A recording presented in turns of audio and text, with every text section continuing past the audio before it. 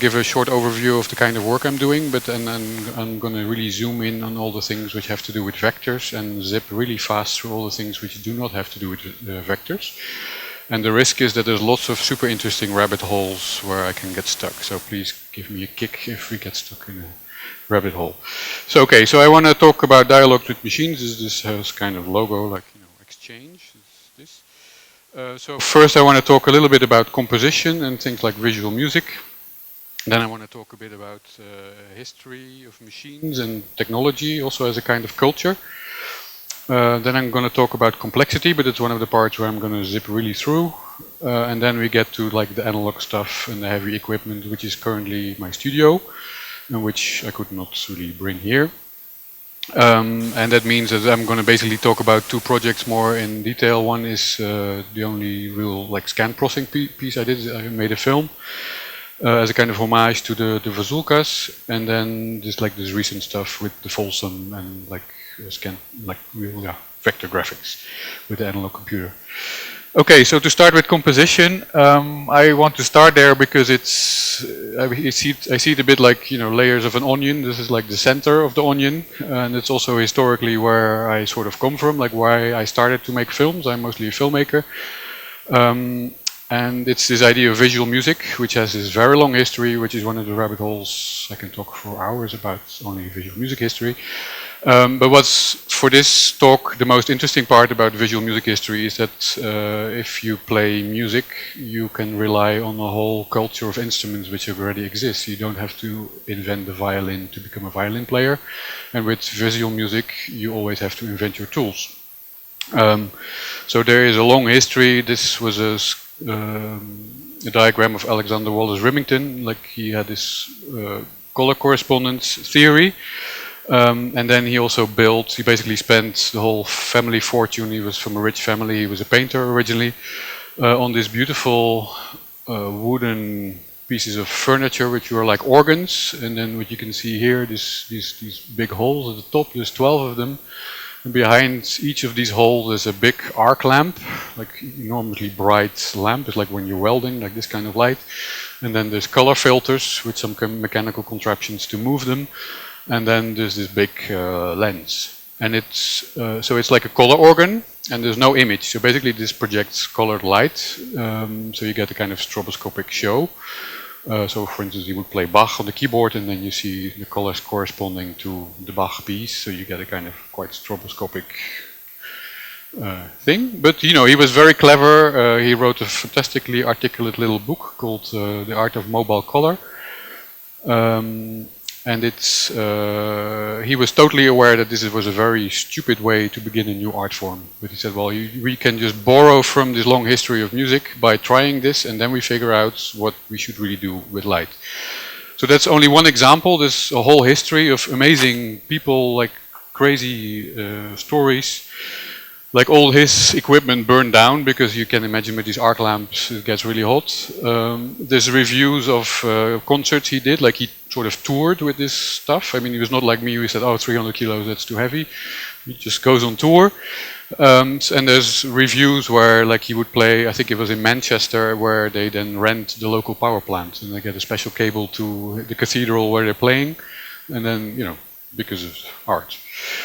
Well, this is another fantastic person, is Mary Helle Greenewald, one of the few women in this history, who invented, like, she also has a lot of patents. She invented like interfaces, she invented notation for visual music.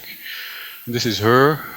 These things also got built. So I think there were 20 built of these devices. And it's also the same. There's no image, it's only color, like playing with intensity and with color. But this is already one of the rabbit holes where this is not about vectors, so you should kick me and say, well, move on. But this is what's going to happen. Yeah, okay, stuff. This is her. And then, so that's the color organs, and then I'm a filmmaker, so one of my big inspirations is like the whole history of abstract cinema, where Oskar Fischinger is a very important person. And this, when I saw this picture, I thought, okay, when I grow up, I want to be like this. You know, I want to have a studio where we make sound. This is John and James Whitney making the abstract film exercises during the Second World War, like 43, 44. So here's a device, like it's like a kind of optical printer setup where they make the images, and in the back there's this pendulum thing they had too, where they made synthetic soundtracks. Another rabbit hole. But what's interesting about them also is that John Whitney studied composition before he started on this project. So he studied with a disciple of Schoenberg. So he was really informed also by sort of recent ideas about composition in music, from serial music. And this is from James Whitney.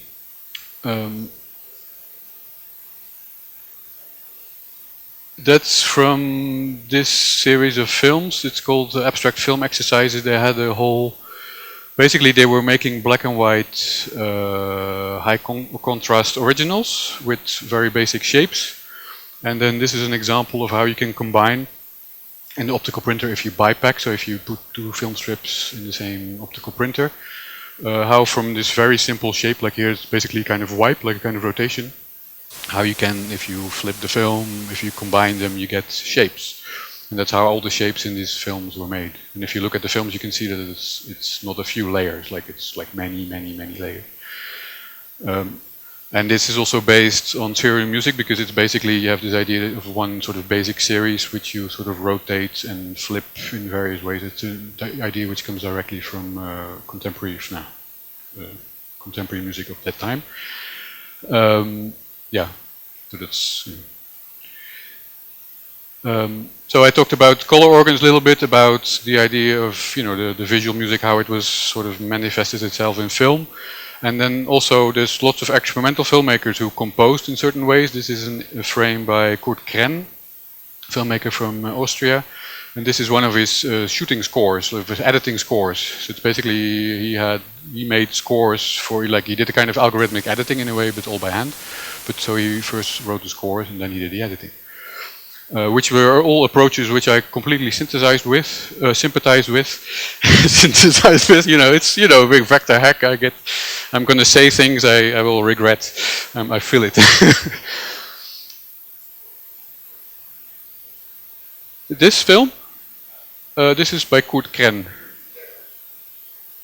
Oh, the score. This is from, I think, number 2, which I think is the heads of the Zombie Test, is a film by Kurt Krenn. Köpfe out there, Zombie Test or something like that. And I find it fantastic that you ask questions, but if you don't ask questions about vectors, we're going to be here. You know, I have 180 slides, so. Okay, so that's, I'm basically giving a short overview of the different types of composition I was encountering when I was starting to make films, and this was actually the most important because I studied at the conservatory. So I got sort of more or less brainwashed by with the work of Xenakis and Stockhausen and all this stuff. So that really formed my thinking about composition. And then this is actually, I realized much later, probably the most important influence on me when I started to think about composition, is that when I started studying, I was, I think, 19, 18. So I came to the conservatory and they had this whole month where John Cage, the guy in the middle, was there for a whole month, and he gave workshops and they played his music, and I had all these romantic ideas, and after that it was all gone. And I had this, I mean, yeah, it was just fantastic. But what's very interesting, what I found that is what really struck me about John Cage is that on the one hand, of course, he's known for this like stochastic music, like this very open forms where things are not determined. But on the other hand, he's also a really strict composer because he's very strict about all the things which are determined. So, and what is very interesting about his work is this moment of choosing. That's actually the biggest important decision about composing, is what to compose and what not to compose. And I think that's something which resonates with, yeah, still, I mean, it's now, this was, I think, 26, 27 years ago.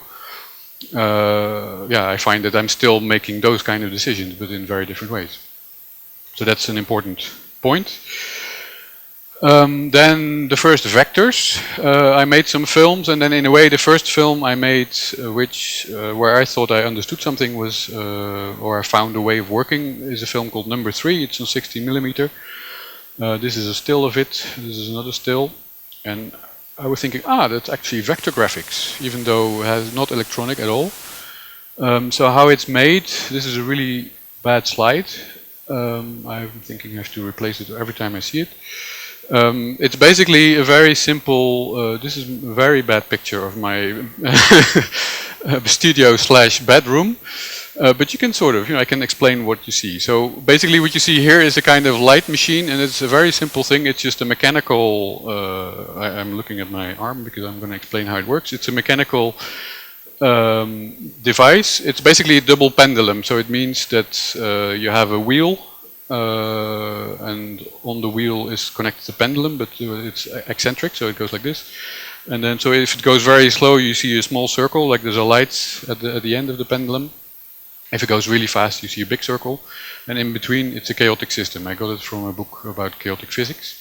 So what I liked about this system is that you have basically one parameter, which is the speed, where you can sort of crossfade from stable to chaotic to stable and all the things which are in between. So I thought, that's why, okay, that's really interesting. And these chaotic movements are completely unpredictable. So that's this, and then here is a 16mm camera. I actually bought two. This is a camera I bought for parts, so I was happy to just, unscrew things and take the shutter out and, try, does it still work if I remove this? Yeah. All this kind of stuff. The other one I never used, so I only used the one for parts. And then there, this white squarish shape, it's the score, because, I was a composer. So I made a score, and it's like a kind of animation score. So I'm going to show you, this is like the first page of that score. So basically everything you could control in this setup, I try to control or to compose. So it's about the amount of layers. So the first part of the film has 3 layers with different color filters. It's about exposure time. So I was counting in the dark, and then it's between like 1 second and 10 seconds, for instance. There is the framing. Like, see the whole setup or only a part of it. There's the focus. Yeah, so it's basically everything, and then there's 13 parts of the film, and then there's different layers. So I would record one layer, rewind the film, record the next layer on top. So basically to the lab I would just give my negative, and then they would develop the film, and then the film is finished. No editing whatsoever. That's how it worked at the time. I mean, this is 94. So video existed, but it's a completely different world. And to do something like this in video would have been like super expensive and not really possible, and would look really shitty and stuff. Okay, so this is part 1 of the score, and then I have slides with the whole score, so you can sort of judge the extent of my obsessiveness and brainwashing. Okay, so that was the score. So it's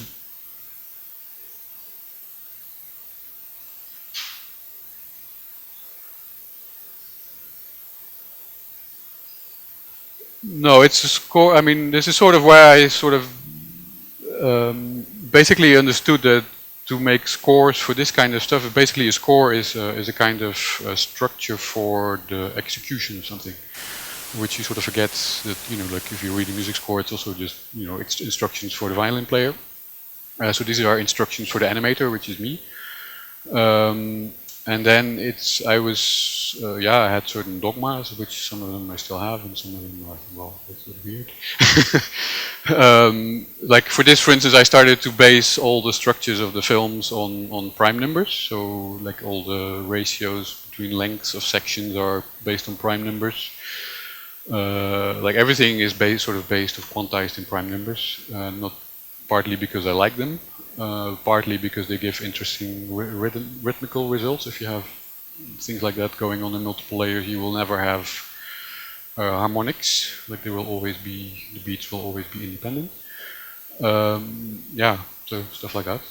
It's also a rabbit hole you can go really deep in, or not.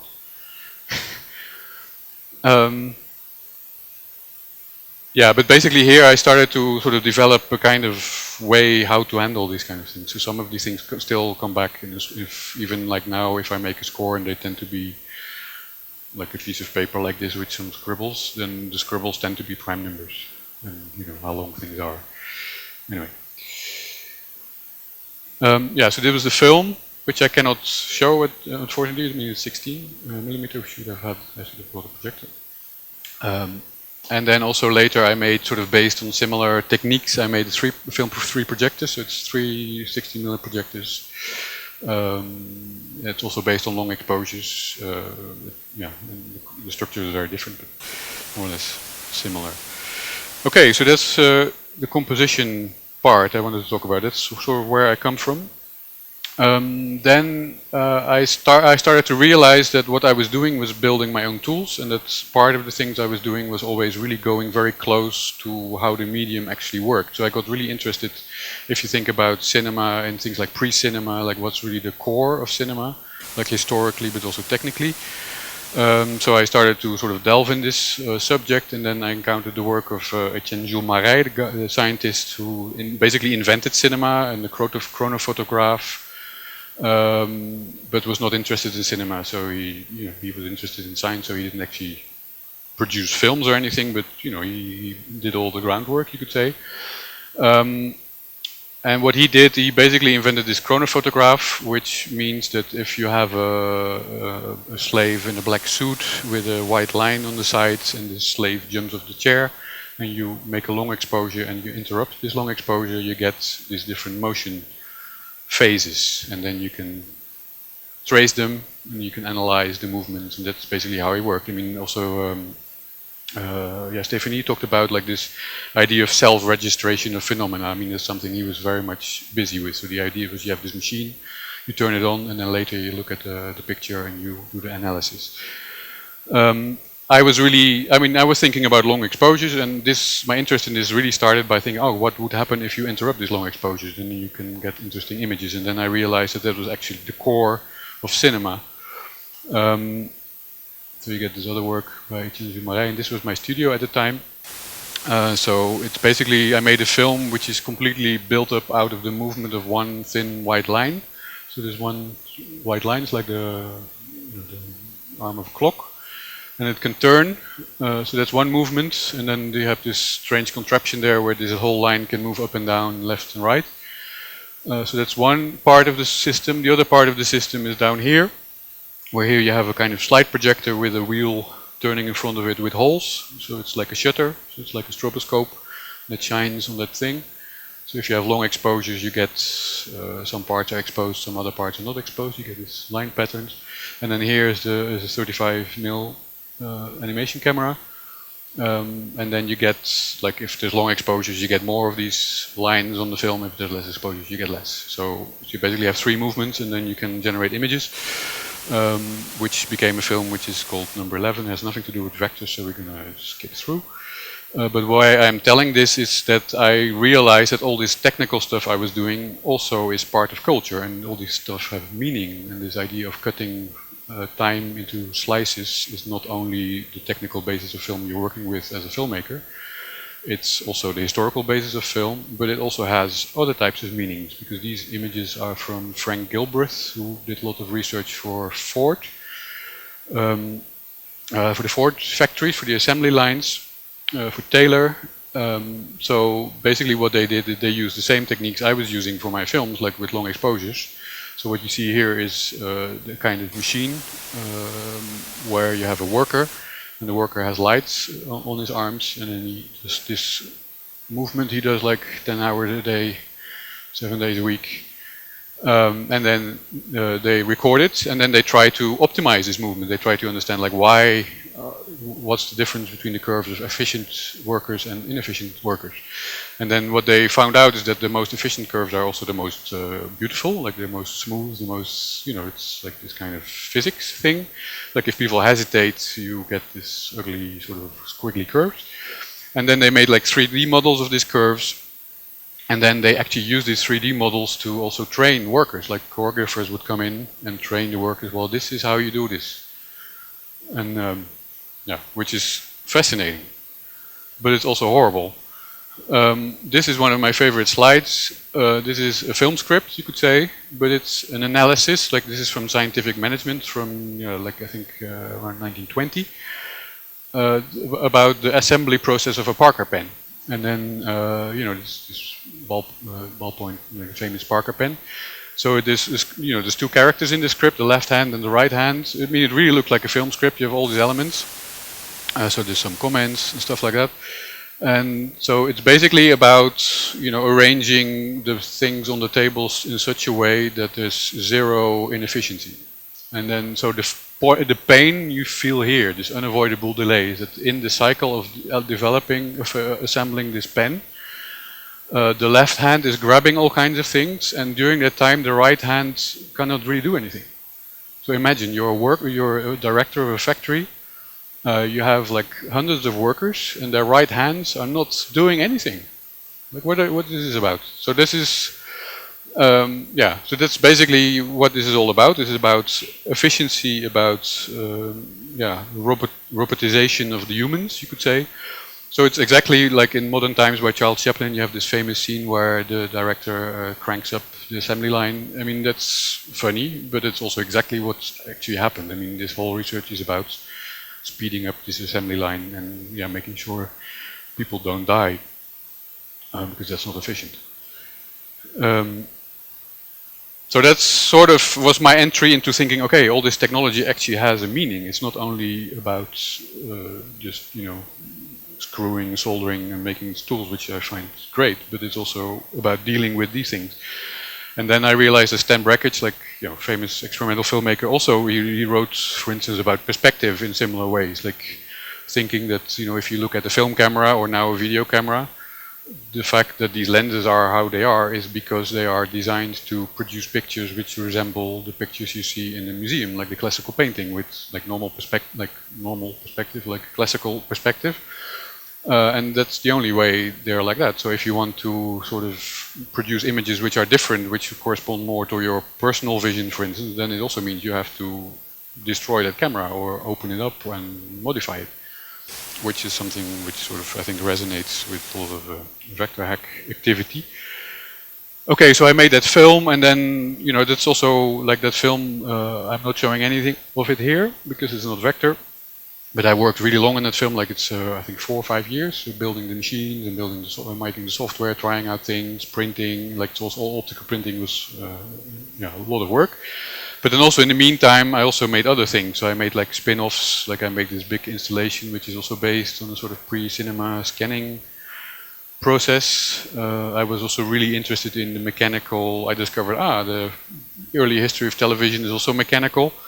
So then I made sort of, this didn't really work, and then I made a later version which sort of worked. So basically there are 2 huge discs with lamp houses, and they all have like Nitov patterns, and they produce images by interference between rotations. So that's for me sort of typical that I have one sort of research type project going on which takes like ages and ages, and part of the reason why it takes ages is that I do also all these spin-offs in the meantime. Okay, so we're not doing too bad on time. No, it's okay. Composition I talked about. I talked about this idea of technology also as something which has a meaning. And then another thing I'm zipping past is this whole idea of complexity. This is another one of my favorite slides. It's also because of the writing. It says the homeostat, the most revolutionary machine of the world, which always sounds great. And basically what it is, it's a machine by this guy, Walter Ross Ashby, from the 60s. He was like one of the most well-known cyberneticians. And he was a psychologist, and he was interested in how the brain works. And this was his brain model. So you have 4 of these machines, and there are more or less like models of neurons, like it's a very simple brain with 4 neurons. And then the idea is that these machines together, they send each other signals, they figure out how to adapt to certain changes in the environment. Like for instance, what these people were interested in is like, how is it that our bodies are constantly on 37 degrees, and what are the kind of processes which do these kind of things. And that as a kind of basic process of how our whole brain works, like the whole brain is about survival and keeping balances and stuff. And this was a kind of model of how that could work. Like basically, if you kick one of these machines, the other machines are trying to figure out, oh, what's going on, and then they sort of find a new equilibrium. Well, it's super interesting. All these feedback loops and stuff. I'm gonna zip through lots of stuff I'm not gonna talk about. But what's important that it is about small units collaborating and doing stuff together, which is also sort of unpredictable. And then I encountered this image which I thought was fascinating. I was looking into crystals, because crystals also grow by interactions between molecules, like lots of little elements, and then you get these beautiful structures. So I found this and thought, that's cannot not make a film with these images. And then so I figured out, okay, so I read the paper and it was a lot of math, and then it was a very bad picture. It turned out that it was actually a simulation of what happens when you shine like X-ray or light through a crystal. You get these kind of patterns, and then scientists look at these patterns and then they understand the structure of the crystal. But then in software, so I would look at the history of this stuff, like crystallography, super interesting. And then I basically wrote software where you have like crystals, like this is for instance one molecule of a virtual molecule, and then around you have like force, a kind of force field, which I also like simulate. And then the idea is if you put a lot of these molecules in a kind of pot and you shake, then they start pulling on each other, and then the idea is, well, do they form a crystal? Like, do they form a kind of solid structure? Do they become stable? So that's, yeah, software I wrote, and then this was one of the first tests. And then if you just shine like virtual light through this, then you get these kind of images. And then I made a film, which is also a long film, half an hour. This is not so recent, this is 99 or something. So these are stills from the film. We're going to look at it. And then, yeah, this is again one of these large projects. Yeah, I think we're going in too many rabbit holes at once. It's too much stuff. Because then I also started thinking, okay, I can make these films, but it would also be really interesting to actually have like real particles interacting. So my dream still is that you have lights, just, you know, basically that you have a film and you open this little box and all these lights sort of come out and start making a movie there in the corner. You know, we'll get there at some point, but not yet. So this was a sort of first version of that idea for a theater project where I made this light installation, which is basically like it's a grid of 81 lights which can all go up and down. Like it's sort of the wired version of this idea of particles interacting in space. It was great because they were all 2000 watt lamps, so it was a lot of power. So if you switch them on all at the same time, like you have your max patch and you go on, and you felt this wave of heat coming toward, which was a sort of interesting experience. Anyway, I also started doing more theater projects also with live projections. And then I also started doing like live versions of this kind of interactive systems where you have a lot of particles interacting. Here, this is an opera in the Royal Opera in London. I'm the moon. So during the whole piece I was sort of mirroring the moods of the piece in the moon, which is a very strange experience. Anyway, I was only the moon, yeah. Okay, this is another system I'm not going to talk about, but it's also like another example of live systems working with complexity. This is from a live set. This is a film clip. This is 1 minute, so it's manageable.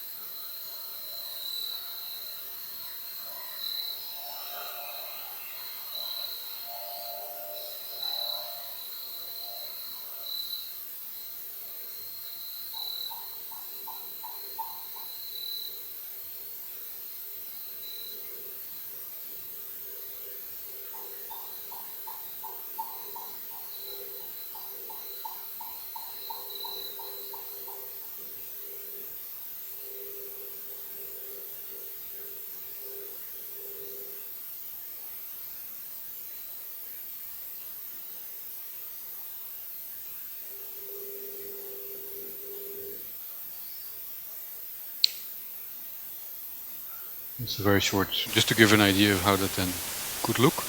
Also made a film with basically the same algorithm and much more detailed.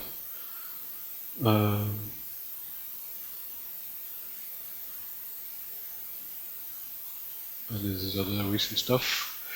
And what's interesting about this stuff, and that's why I talk about it, is that what I like about these things is that you basically make the system, like I program this, and then it's still unpredictable, which I really like.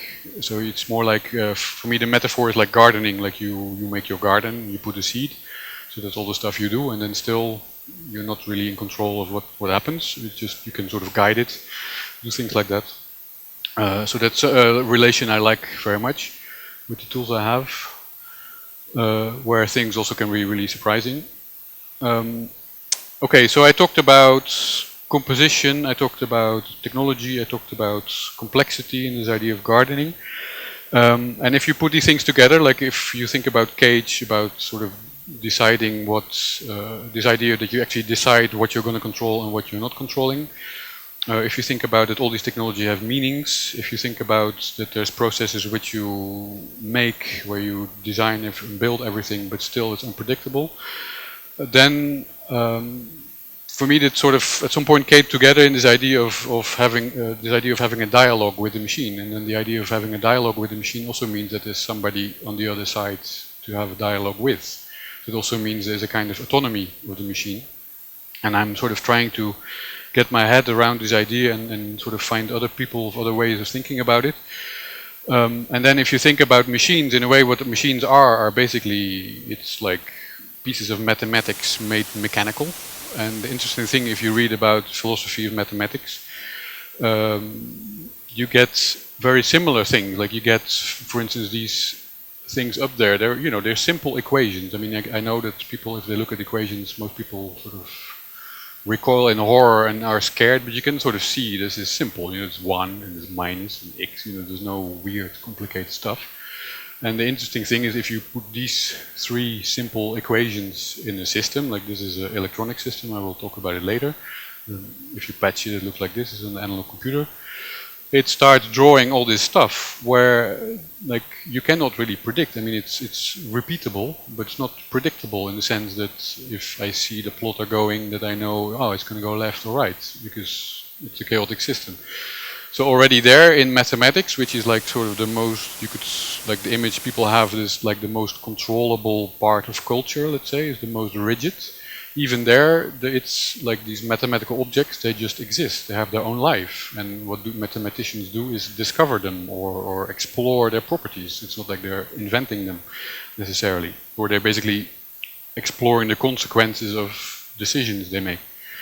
So already there you have this idea like, it's actually not so much about invention.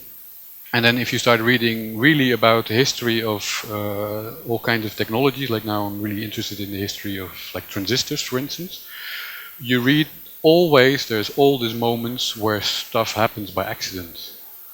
And it's crazy, like because you always think, transistor is invented by Bell Labs and this and this and this. And then if you read how this invention actually went, there's at least 4 parts in the chain of invention, which is like completely by accident, where stuff happened by mistake, or they did something and they just understood it much later.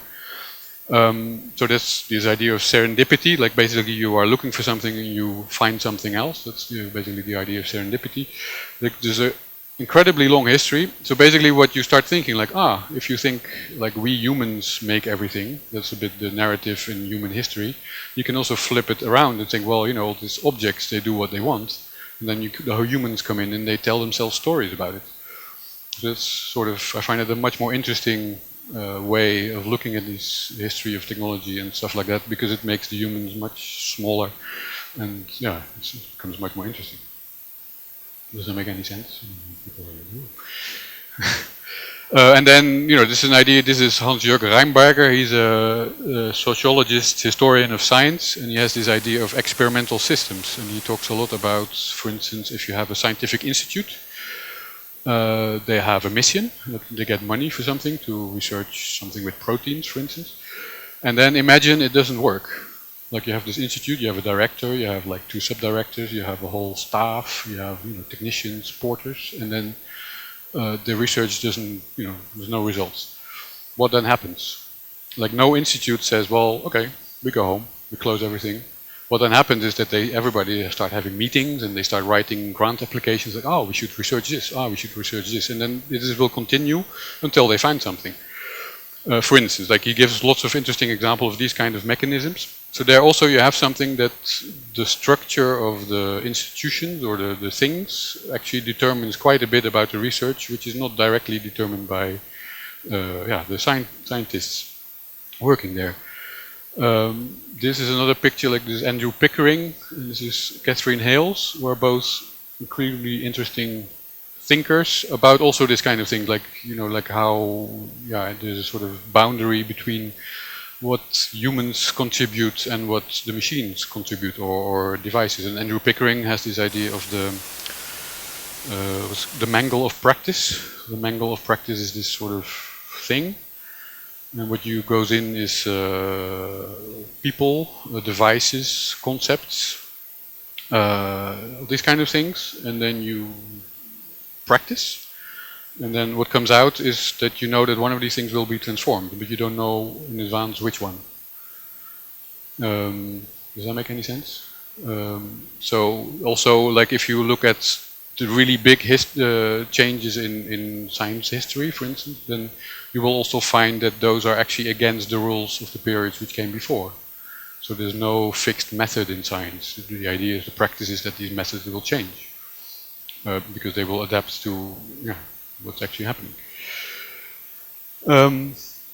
Okay, so you have this idea of dialogue, which is interesting. And if you think about technology, most people are very much afraid of technology. Or look, there's all the discussions about like, are we afraid of AI?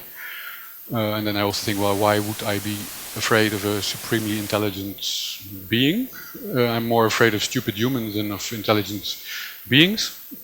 But I think all those discussions are about power relations, so it's not about machines so much.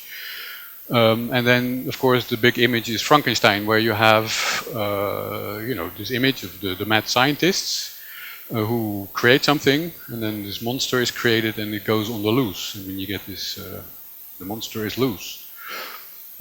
Which is like the film version of the story. Like if you look at the films, that's what happens in the films. But if you read the actual original by Mary Shelley, it's really interesting, because what happens there is that Frankenstein comes to his creator and wants to talk. It's like, hey, don't leave me alone. Give me a wife, give me, knowledge, do things. Like he comes with all this extremely sensible questions, like, what you would also have. And then the creator says, oh no, go away. Which I think is a great metaphor of how humans act with technology. Like, we don't want to know what's in the black boxes. We don't care. That's also the same thing. Like, stuff gets invented, and then when things go really wrong, I think, oh yeah, the monster is on the loose. Well, we should just care more about it. Okay, so this is my current studio. So we sort of got the moral of the story out of the way, so I can just talk about gear. Well, at some point, I made films, I made code. At some point, I was sick of it. I mean, just also typing, looking at the screen, physically, I was not good. So I thought, okay, I'm just going to do something else. I'm going to solder. And then I said, okay, what can I solder? And I think, okay, I can solder video stuff. So I started soldering video stuff. And then it sort of slowly got out of hand. And then I remembered, this is a picture I found later, I remembered the electronic studio where I spent lots of time in The Hague, where I studied. They have this beautiful analog music studio, and then suddenly these machines appeared, and they were analog computers, somebody told me. And I understood this, so I thought, okay, if I understood all this, I can also understand what's going on there. And I had no clue. I didn't understand the symbols, I tried patching stuff and nothing happened. I just didn't understand the basic concepts. So that gave this deep sense of some really alien technology, where I thought, this is really interesting, but I don't get it at all. So I got really interested when I started soldering. I think, perhaps I should go back to that and figure it out. So that became a huge obsession. So I started reading a lot about these analog computers, and then basically, I explained this in Zagreb already. You have two types of analog computing. This is more like an electronic model, you can say, that this is a model of the water flow in a river. So you can sort of imagine that if you think that current is like water flow, and if you think that voltage goes from high to low, so you have the current going down a mountain. So it's a bit like a river. So you can also imagine that the resistance in a system like this can be a model of the resistance of a riverbed. You can, if you dig a hole in the side of the dike, you will have a little reservoir which is like a capacitor.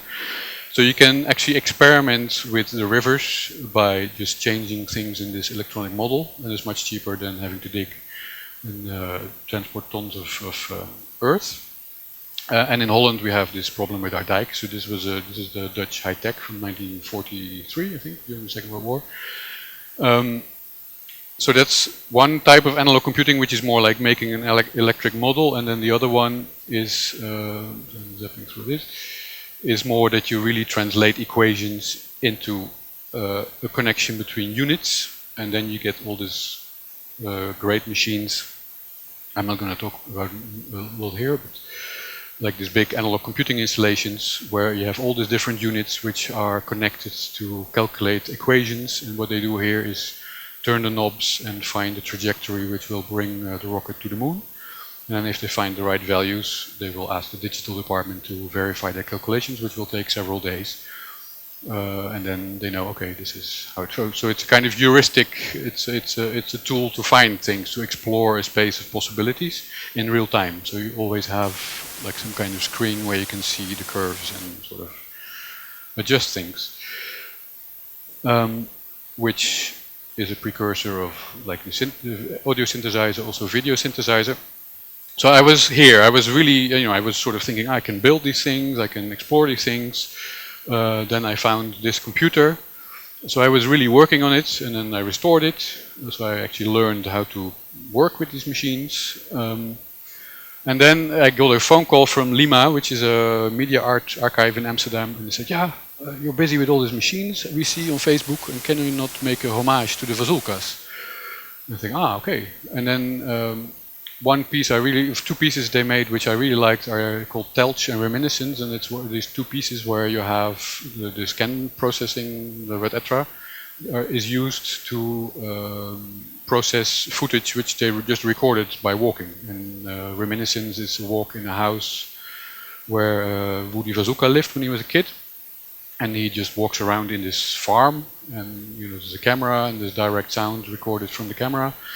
And then all the footage goes to the scan processor, and they keep the sound the same. So what you see is this sort of weird abstract landscape, electronic signals, and then you see whop, whop, whop, and you hear a chicken. And you think, that must be a chicken. So you have this sort of very strange perception going on, with a sort of strange view, parallel view on the same world, let's say. And for me, this was really for a long time a kind of reference of showing how this still works. Like still, when you look at that video, you still get the sense of that there's humans moving through space, and what you see on the screen is a sort of consequence of this movement of these bodies of these humans through the space, which is a very basic aspect of perception. Do I make sense? I see some people going like for instance, if you look at a baby of I think 3 months old, what they do is they move their head like this. And basically by doing that, they sort of learn the difference between their own body and the outside world. Like basically the stuff that moves the other way when you move your head, that's the world.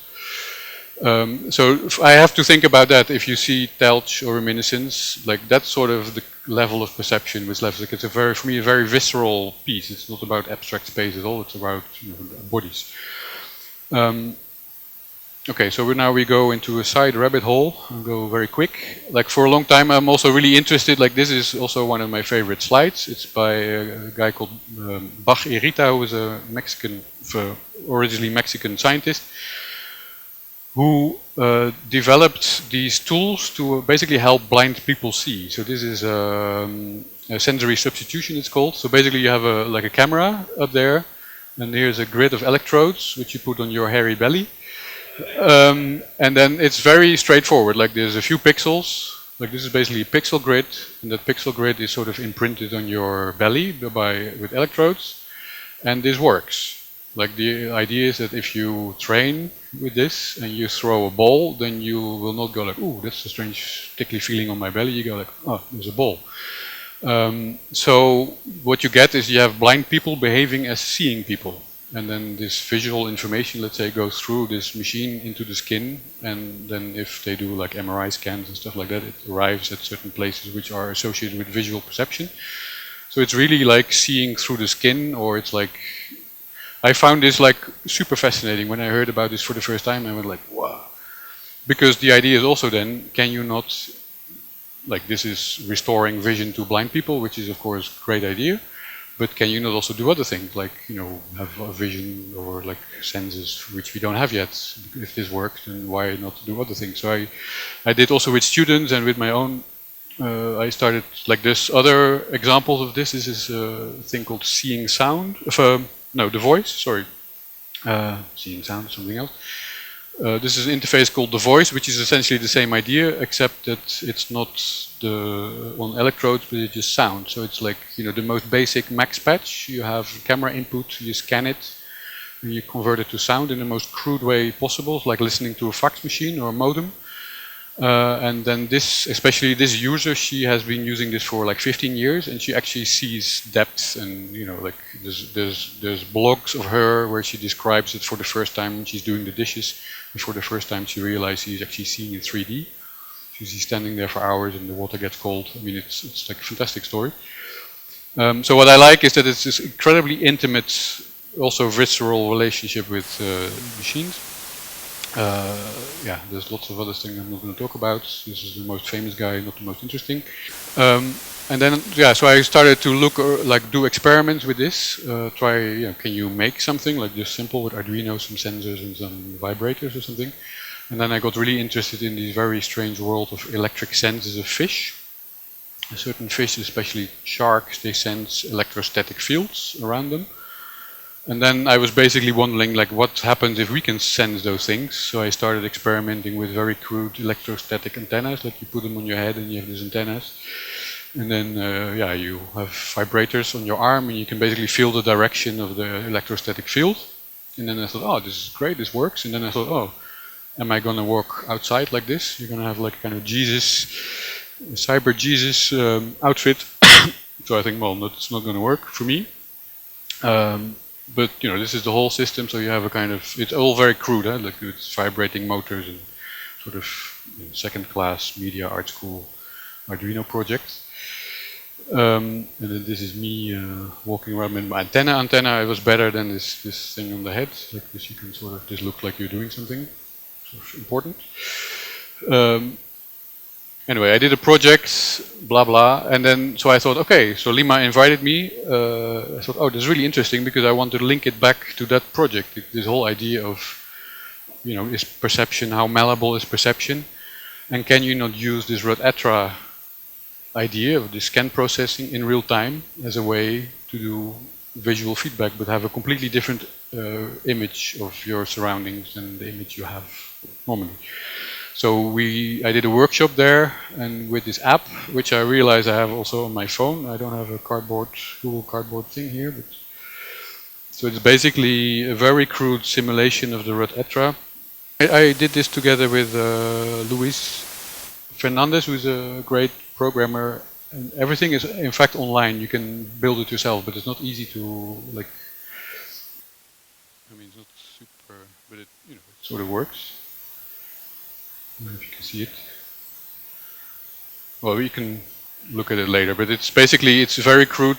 This is with horizontal lines, and then I did a version with vertical lines because then you can have slightly different deflection, like its luminosity of the image deflects the lines, like in the Rod-Etra stuff.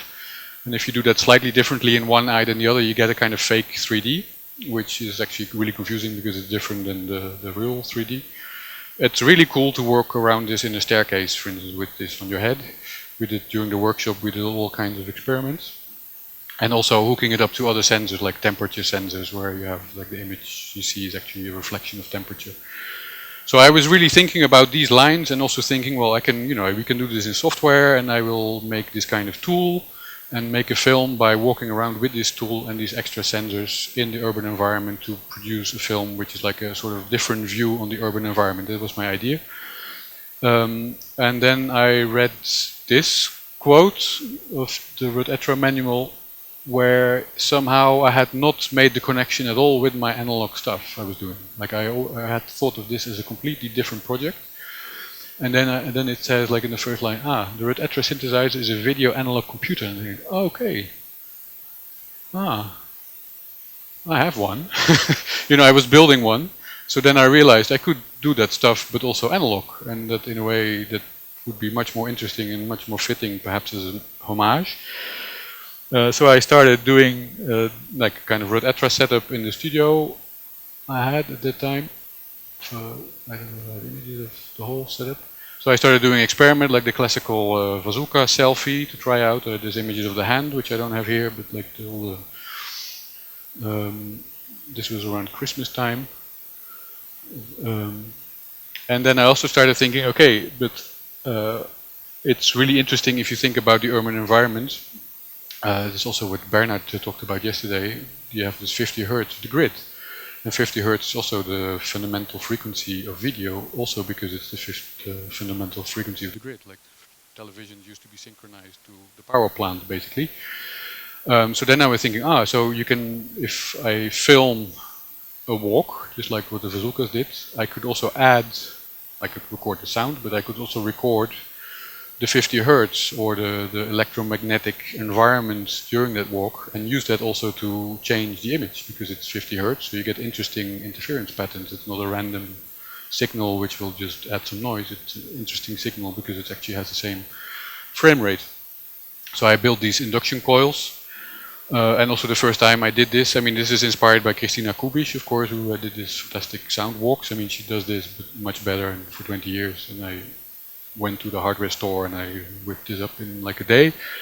And then, but if you walk around with this, it's super interesting because you realize that all the sounds you hear from all the lights, from the video projector, from the neon lights, especially outside, are all synced to the power plant. Like they're all harmonics of the 50 Hertz of the grid.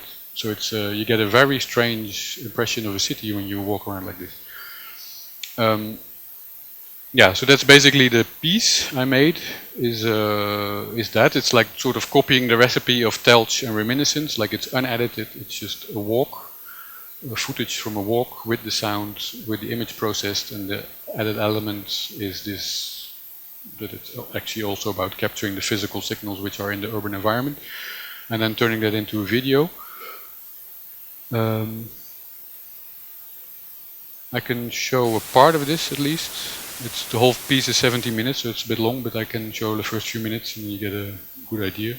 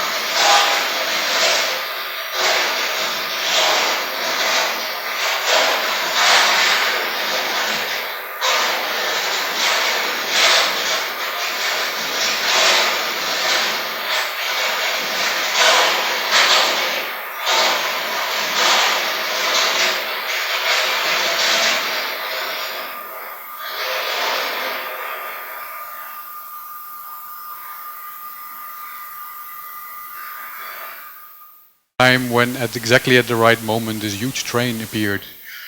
So you see the locomotive, the engine in the front, and it has this very strong electric field around it.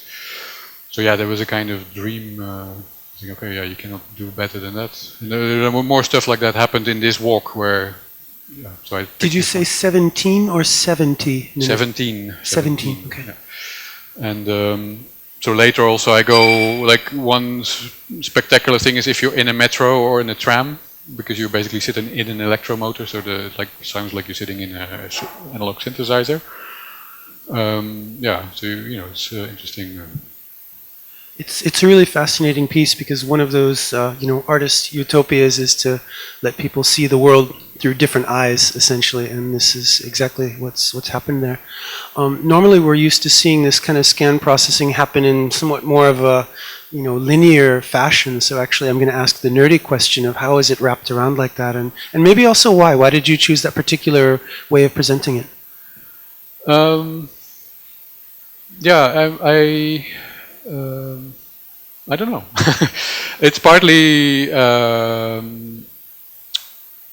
this idea. I mean, if you read, I mean, it's like it's a brick rabbit hole. I mean, there's a great guy who wrote very interestingly about the perceptual world of animals, who's Jacob van Uxküll, and he has this idea of basically sort of sensory spheres around all the species. And so for me, that's sort of where this comes from. Also the idea of having this as a kind of closed world, or a sort of world, more like a kind of universe. Also just to have some kind of fisheye, like, you know, it's different. So that's pretty vague actually. I didn't really, I just knew I wanted this. And then the nerdy response to the nerdy question is like how. And it's basically I built a module which does it's like a Cartesian to polar, yeah, or the other way around, yeah, I never know. It also doesn't really matter. So yeah, so it's just and it's also actually reduced the bandwidth quite a bit because these ICs are not so fast, like they go until like 2 or 3 megahertz, I think. Which also meant before also it didn't look very Rod-Etra-ish because the bandwidth was too high basically.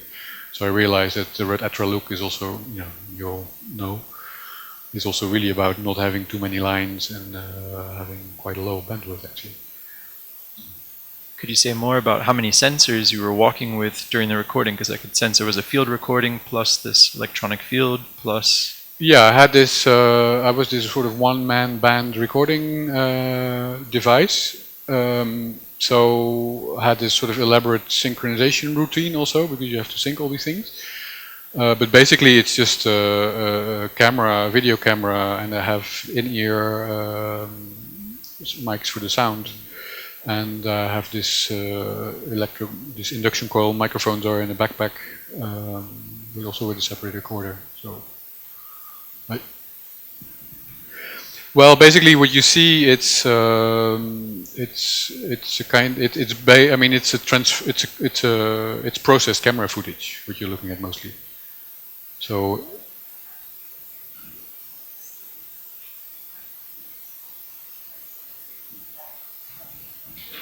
Yeah, no, I mean, the first idea I had is to make some kind of electrostatic sensor, which would be so, I mean, that would be great to have an electrostatic sensor which would be so detailed that you can actually use it to look at things.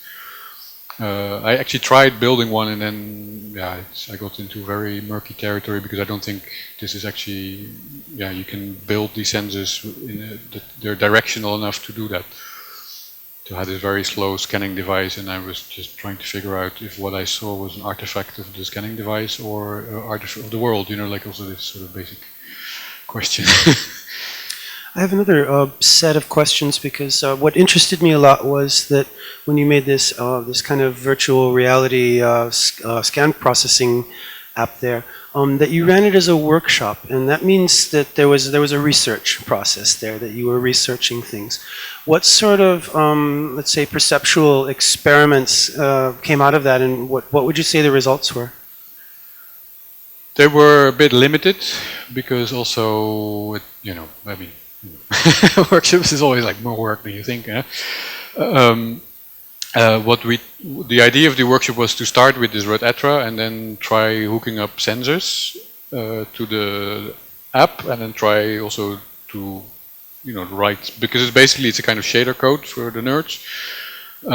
So you can quite easily just change the shader code and change the way the image is sort of rendered. And in a way, the most interesting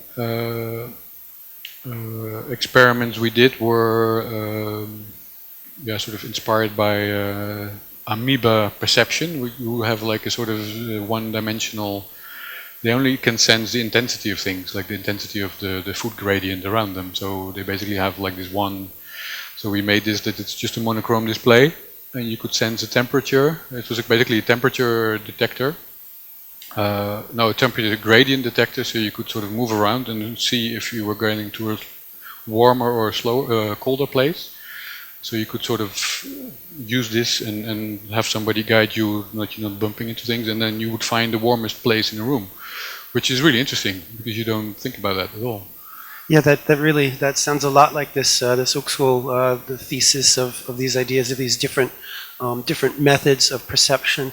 The other one it reminds me of is who's the guy that wrote Vehicles? These really simple. Breitenberg.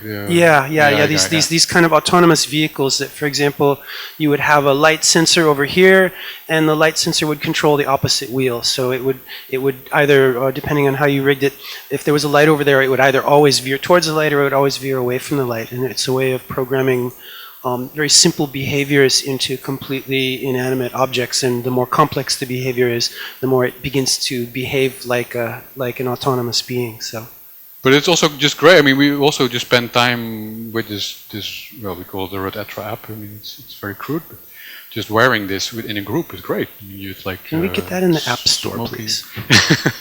It's like you're on this collective trip because you go like it's very strange. Like you watch a tree, and you go like.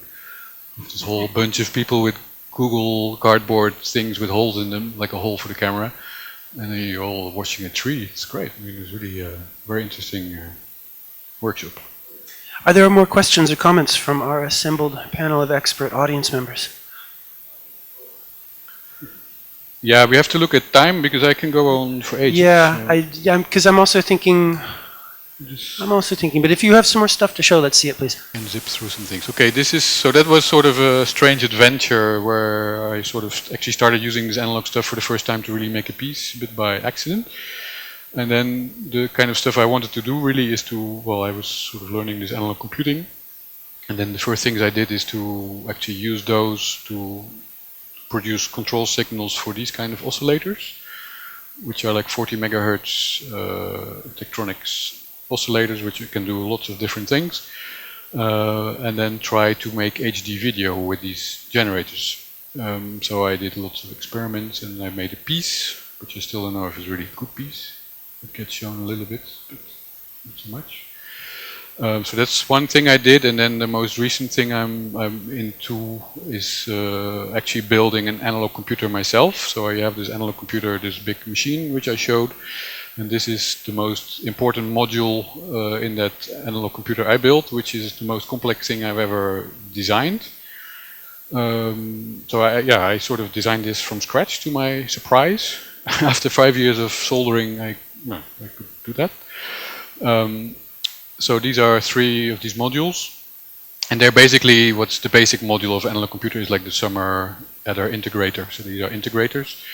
And you see if you want to do this for high frequencies, which are like, for HD video, you go until like 60 megahertz.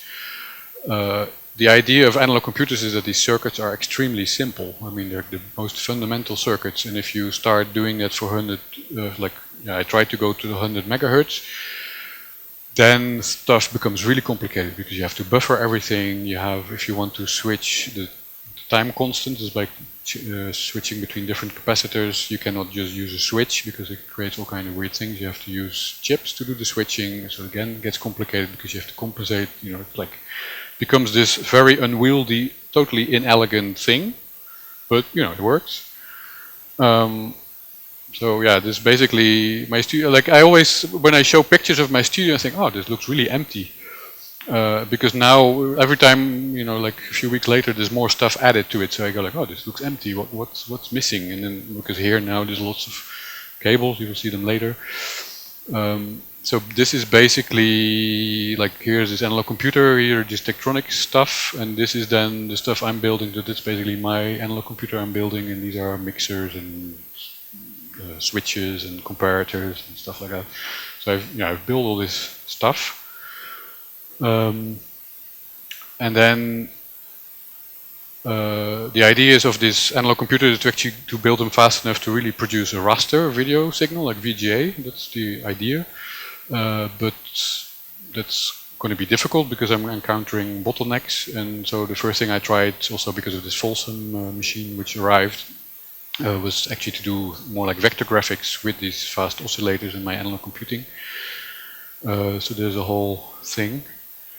I basically have one fragment I would like to show, which is a bit longish, which is it's like 10 minutes, which is a sort of very recent experiment. And the reason I would like to show it is because I have no idea if this is a good idea. Like, I'm a researcher, so I make pieces now where I can also decide not to release it.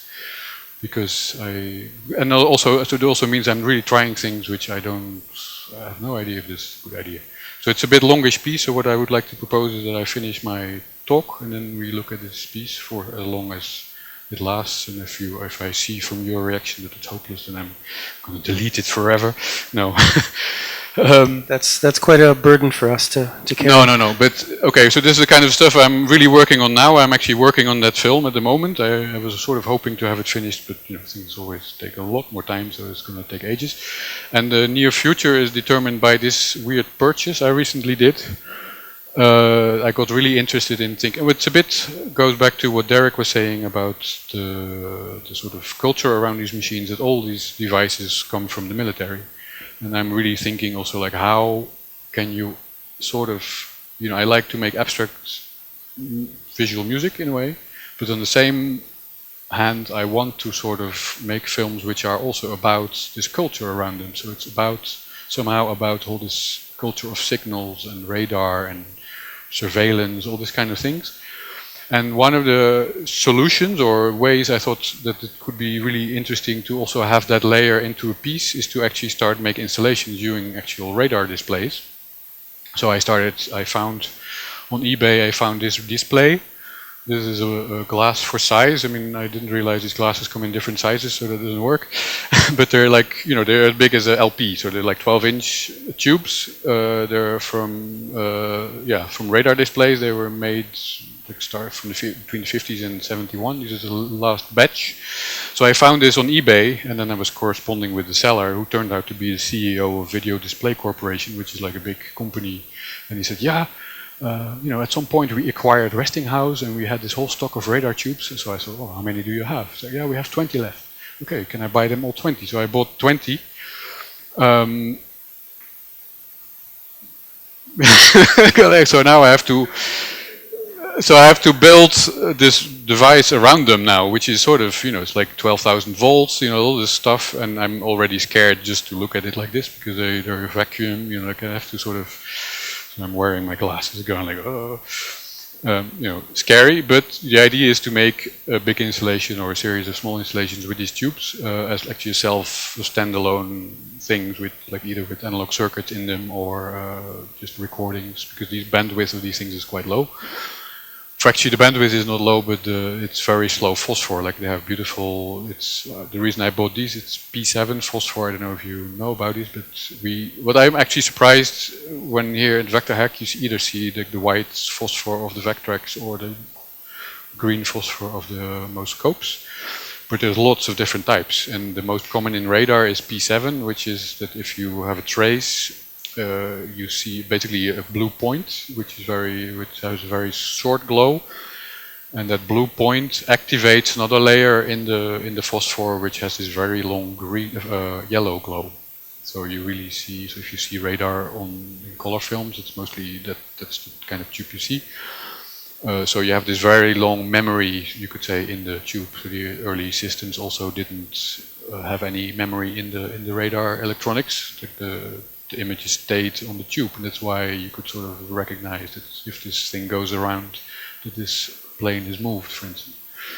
Anyway, so that's the near future. When I go back, I'm gonna make a small thing with 2 of these tubes, which are, also not small, but they're like big like this. I'm gonna make like a kind of stereo viewer installation. It's like the first piece I make with this, also to figure out if I can do this without electrocuting anybody. It really scares the shit out of me. This is like dangerous. I didn't want to go here, but so this is the type of imagery. This is from an analog computing patch from a chaotic system. So this sort of type of stuff I want to show on there.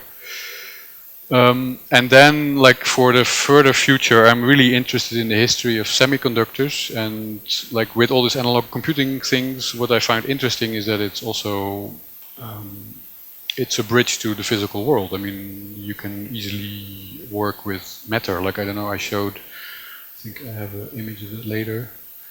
In the talk, I showed this strange computer where it's computing with foam. Like, you have this other part of the analog computing where this is still an image which haunts me, like this bucket of jelly which computes. So that image is basically what I want. So I want to hook up these signals to matter which does something interesting. And the kind of matter I found which is really interesting is, if you look at the history of semiconductors, you get all these weird crystals which do very strange things. And then, like, you get, there's also part of history which is super interesting, is like the first radios worked with this radio crystal, which was used for like 20-30 years, and nobody understood how this worked. And it was a big industry, which I find fascinating. Like, they had no clue, so they tried all kinds of things. The only way to improve this was to make like 100 versions and see which worked best, because they just didn't understand it. So basically the idea is that if you have certain crystals like pyrite or galena, or like certain specific crystals, if you have a copper wire and it makes a point contact, this contact acts like a diode. But you don't know which direction, you don't know how strong, and you have to sort of fiddle around and find the best contact for what you want to do. So I want to make an installation which sort of explores these crystals and finds right points and makes images, for instance. So that's the kind of stuff I'm interested in.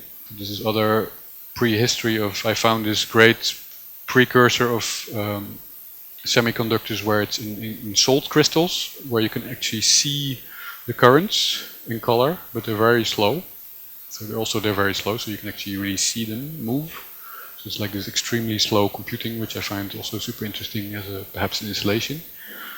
Except it has to be 300 volts and it has to be 300 degrees Celsius. Like, it's not practical at all. But we'll get there. So that's sort of the stuff I'm really interested in. And what I also find super interesting is there's a sort of very strange link between analog computing and all kinds of very weird, extreme ways to think about computing, like having to do with nanotechnology.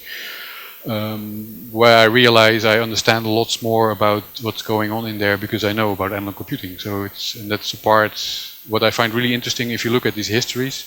This is a great phrase by Aki Hutamo, the media archaeologist, where he thinks it's about, what's interesting about these things is finding the old in the new, but also the new in the old. And what's interesting now is that there's lots of people thinking about different ways of computing, and they also go back to this analog computing. So that's,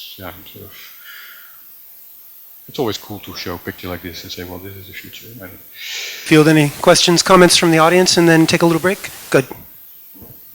Yeah, I would just like to ask, it's a kind of naive question, but it's a question I'd pose to anyone exploring this roster, or this stroke to roster device. And I wonder what the particular interest is of that process versus you're creating these sort of vector signals, or this tone that could be fed into a analog display or so. Or I mean, you're feeding it into a CRT, but these signals could be going to some sort of an oscilloscope and could be drawn in that technique. And what's the draw towards having it be converted back to a roster?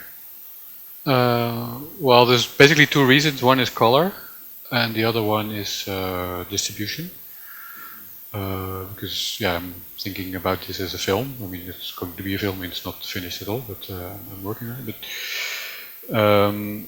so that's an important. Films are raster creatures, or nowadays. So that's one important reason. The other is color. I've been really thinking about how to do color. I mean, there are very rare.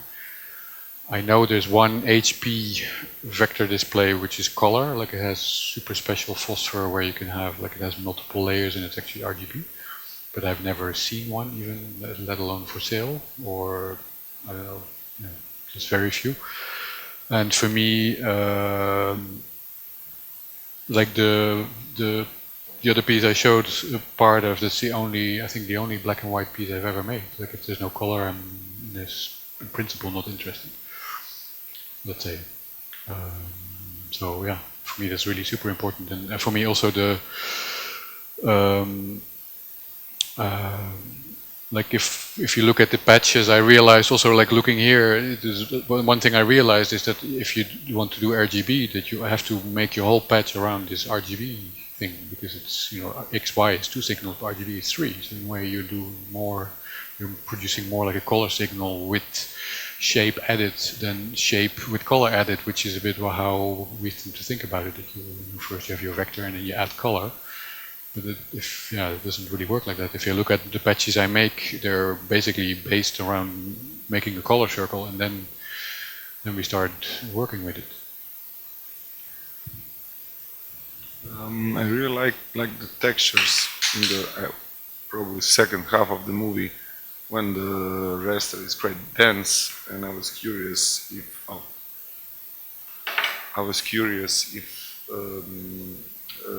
how much of that is in the original material and how much might have to do with MPEG compression.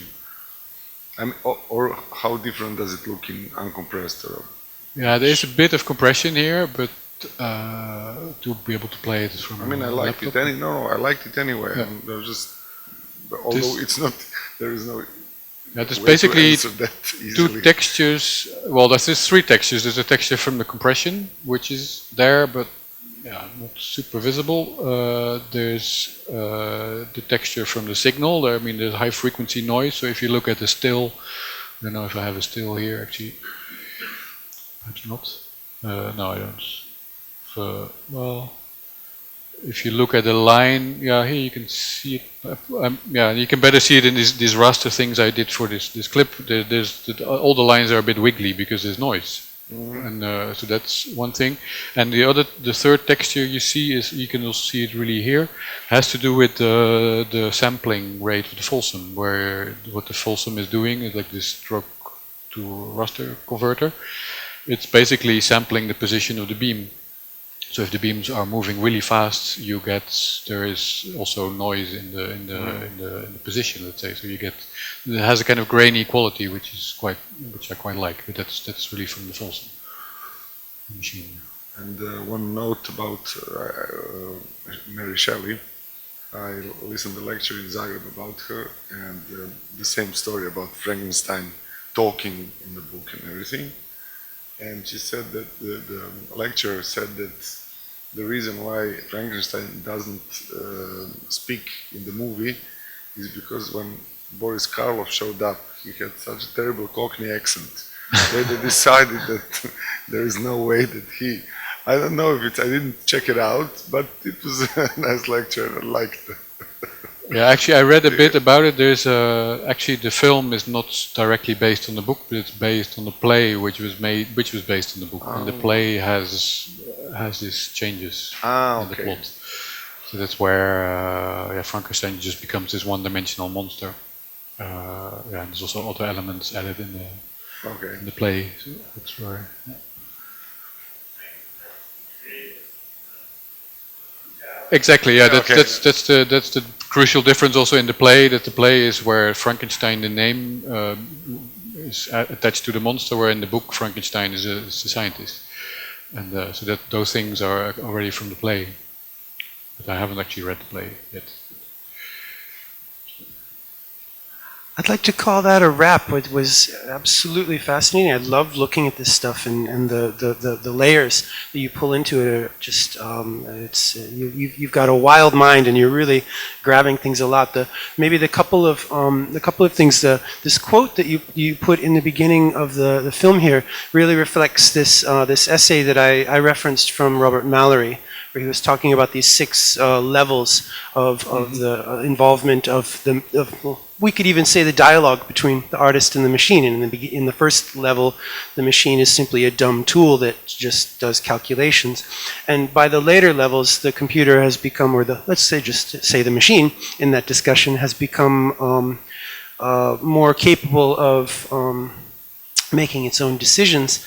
And at a certain point in Mallory's trajectory, the human part of that discussion becomes entirely redundant and simply, as Mallory says, like a child gets in the way.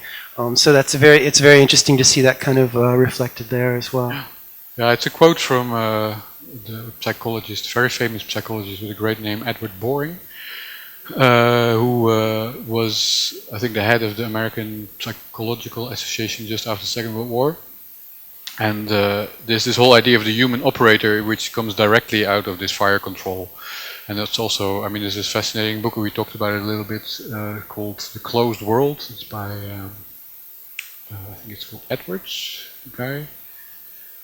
No, the author is called Edwards, and it's about basically the whole Cold War rhetoric and how that's links to the World War II. And what's really interesting in that book is that also, like, there's a whole chapter on this idea of the human operator, is that also the whole history of psychology. I didn't realize that also, like, we know that, you know, all the funding of computers was funded by the military, but also psychology was funded by the military because they wanted to study the human link in this chain. So that's where this idea of the human operator is like the human link in the chain between radar and gun. And that's the weakest link for a lot of people. So then that's this whole idea of the human operator comes from there, which is also like a completely reductive way of looking at this dialogue with machines, of course. In this kind of fire control scenario, which we could kind of look as a test case through the whole history of cybernetics, the human link actually has at a certain point been removed. I watched a really fascinating talk about automated weaponry, which was very interesting because we do get to the point where we have to make these decisions whether we want the machine to be able to take the decision to destroy something or not on its own. And for example, there's these automatic anti-aircraft guns on ships now that have to be deactivated if you get anywhere near a port, because otherwise they just start looking at everything as a possible threat and they shoot buildings and things if you go into the port. This is actually something that happens. So. But what's interesting about that book is that, I mean, I knew about these discussions as something recent, but that in '68 in Vietnam there was a thing called Operation Igloo, where you had these bunkers where people were looking at vector displays and basically monitoring automated weaponry. So this discussion is, we have it now, but it's 50 years too late, because it has 50 years ago this just worked, and it has worked for years, and that's what they did in Vietnam. So it's, you know, it's also really fascinating to look at, like, think like these kind of discussions we're having now about artificial intelligence, how completely beside the point they can be. Like, why bother? I mean, this has happened. Like, it's not. I don't know. This has already happened. Okay, it's a nice grim note to. All right. Talk. Let's thank you once again, Joost.